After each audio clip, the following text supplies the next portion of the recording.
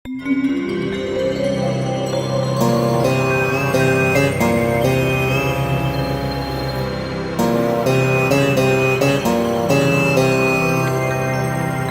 TV ప్రేక్షకులకు స్వాగతం సుస్వాగతం. మకర రాశి వీరు కాస్త మిశ్రమమైనటువంటి ఫలితాలు పొందినప్పటికి కూడా కాస్త ఆలస్యంగా అయినా కానీ సాయంకాలంలోపు కొంతమేరకు కార్యసాఫల్యత వార్తలు విని ఆనందంగా గడుపుతూ ఉంటారు.